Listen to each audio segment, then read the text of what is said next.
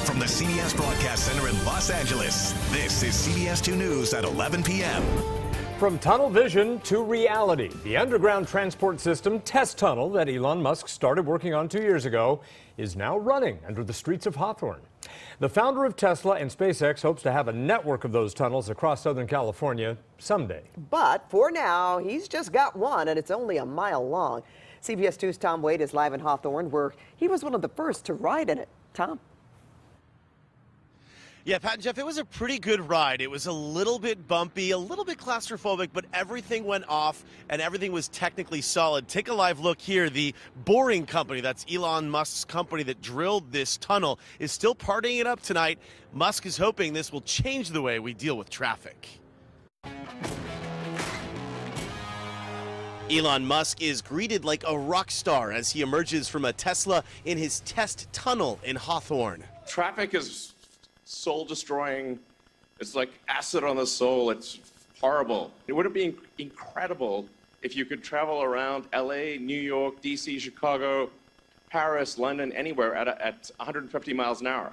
That'd be phenomenal. Musk wants to help build a network of underground tunnels where driverless cars would shuttle passengers to and from multiple stations around major cities. The great thing about tunnels is that there's no limit to how deep you can go.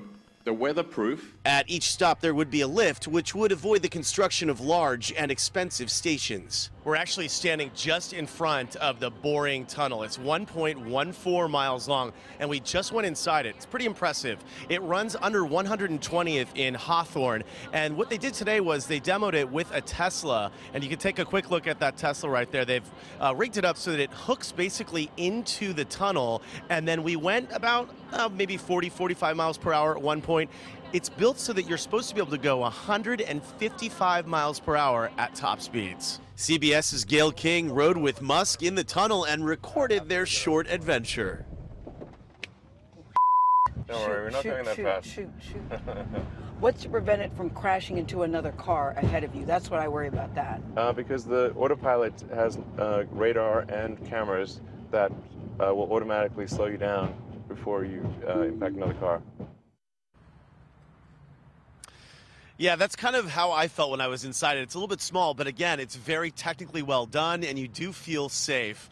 As far as when this may happen, when we could see these tunnels, it's probably not going to happen until much later. Musk is hoping to have some built by 2028 when LA hosts the Olympics. Reporting live in Hawthorne, I'm Tom Wade, CBS 2 News. All right, Tom. Also, be sure to catch more of Gayle King's interview with Elon Musk. It is tomorrow morning on CBS This Morning, begins at 7 a.m. A new war of words between LA school leaders and the teachers union after the superintendent announced a salary deal. The union now claims the district is spreading falsehoods. CBS 2's Chris Holmstrom is live in downtown LA with details as a possible strike gets closer. Chris. Yeah, that's right. It was here where the superintendent made the big announcement saying that a deal had been made. Well, tonight the teachers union is saying that's not true. More than 50,000 LAUSD teachers and supporters marched in downtown LA over the weekend.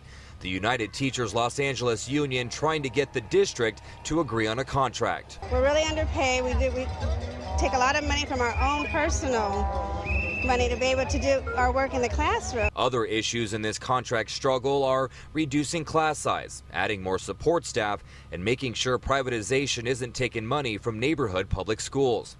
This morning, LAUSD Superintendent Austin Buettner says an agreement has been made.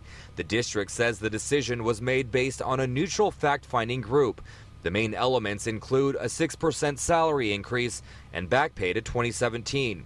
It would also include $30 million of additional funds to reduce class size and hire additional support staff. It's time that we have an honest conversation, authentic bargaining, if that's what it takes. Because our students aren't waiting, our families aren't waiting. The union speaking out, they released this statement that reads, United Teachers Los Angeles calls on LAUSD Superintendent Austin Buettner to immediately retract his statement made today to the media. Contrary to what he told reporters this morning in a press conference, no agreement, salary, or otherwise has been reached between UTLA and LAUSD. The union says if the district would tap into a nearly $2 billion reserve fund, it would solve a lot of problems, and that's not happening. And the union will not talk on camera tonight, but they tell me a press conference is scheduled for tomorrow morning. Reporting live from downtown LA, I'm Chris Holmstrom, CBS 2 News.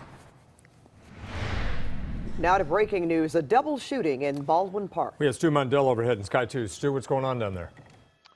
Well, Jeff and Pat, we're understanding 2 people were shot out here, both described as males. 1 passes away here on scene, and a juvenile victim was taken to a local hospital. Happening out here in Baldwin Park. This is going to be the 1500 block of Olive near the Cross of Maine. Now, Baldwin Park is actually inquiring with the the LA Sheriff's Homicide Division. They are out here right now. They're doing an investigation. They're looking into motive. And, of course, they're searching for a suspect. Live in Sky 2 over Baldwin Park, I'm Stu Mundell. Back to you in the studio. Stu, thank you. A horrific crash that was caught on camera. A car slammed into a man right as he was starting to walk into a crosswalk in Upland. The driver sped off, didn't stop to help. 29-year-old Michelangelo Gomez Philippi survived, but suffered serious injuries. Tonight, he is on the road to recovery with the help of his mom, who's nursing him back to health. They both just want the driver to come forward, do what's right.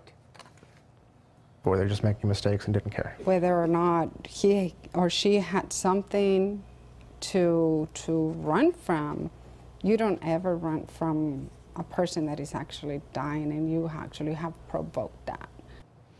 Police are asking anybody to please take notice. It was a dark sedan with significant front-end damage. If you think you know anything, help them track down that driver. And tonight, Hollywood is mourning a trailblazer. Actress and director Penny Marshall has passed away. She died last night in her Hollywood Hills home because of complications from diabetes. CBS 2's Brittney Hopper has a look at Marshall's groundbreaking career.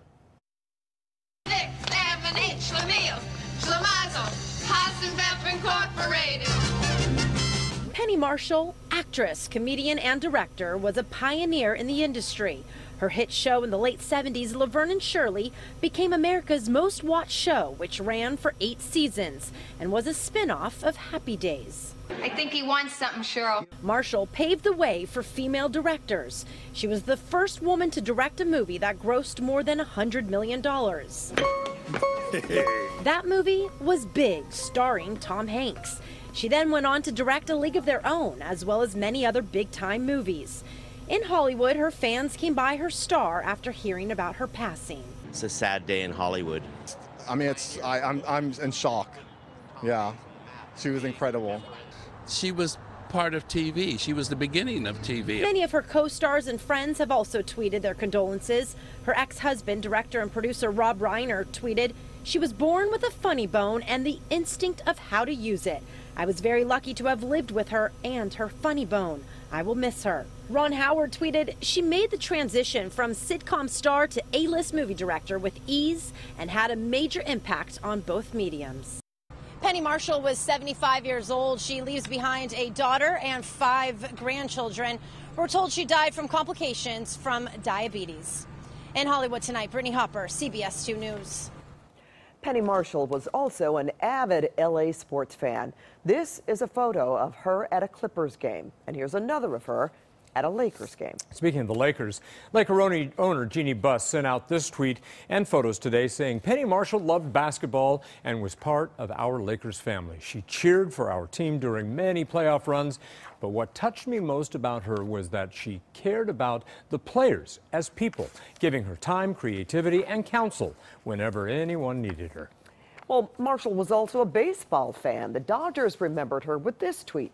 The Dodgers joined the baseball community in mourning the passing of A League of Their Own director, Penny Marshall. She visited Dodger Stadium in 2014 for the screening of her movie. She will be missed. A crossing guard was killed on the job today in Simi Valley minutes before nearby Arroyo Elementary School was let out. Police say the guard was not helping anyone when she was hit by a Chevy Cruze.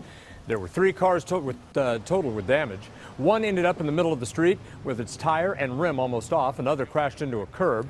Police are trying to figure out how each car was actually involved. The guard doesn't actually usually work in this area. She was covering for somebody else. Tonight, an LAPD commander has been fired following her arrest for public intoxication. Police say they found her and an LAPD sergeant drunk and asleep in an unmarked police car. But her lawyer says the decision to fire her was sexist. CBS 2 investigative reporter David Goldstein has more. After 22 years on the force, LAPD Commander Nicole Merringer was fired after a 2-month hearing before the department's Board of Rights. What was her reaction? I think she expected that she was going to be fired, but it's still obviously disappointing. Merringer and an LAPD sergeant were arrested in Glendale in April. The two were suspected of being drunk in an unmarked LAPD vehicle. She was in the passenger seat and charged with a misdemeanor. Her attorney says others in the department have done far worse, and she was singled out for being a woman. I believe that my client is being treated differently than the male employees. I believe there's evidence that male employees have been charged with greater allegations and not even been disciplined at all. Even though the department's decision is final, her attorney says he'll now go to Superior Court to file an appeal, so it seems this case may be far from over. In downtown LA, David Goldstein, CBS 2 News. More drama in the Russia investigation. And it involves former National Security Advisor Michael Flynn. In a surprising move, the judge postponed Flynn's sentencing, and he blasted him for accusing the FBI of tricking him and mistreating him. Flynn has pleaded guilty to lying to the FBI, also working as an unregistered agent on behalf of another government during Trump's 2016 campaign. And Flynn may now face jail time when he's sentenced in March. A little dog beaten and left for dead in a dumpster tonight. Good news about Chloe and when she'll be ready for an adoptive home. Plus, an Orange County woman behind bars accused of spinning wild tales, all for money. The story coming up. Plus, wild weather. A tornado touches down outside of Seattle, leaving a path of destruction. And here at home, quiet conditions for now, but some big changes on the way for your Christmas holiday. I'll have your forecast ahead. and here's a look at the guests tonight on The Late Show with Stephen Colbert.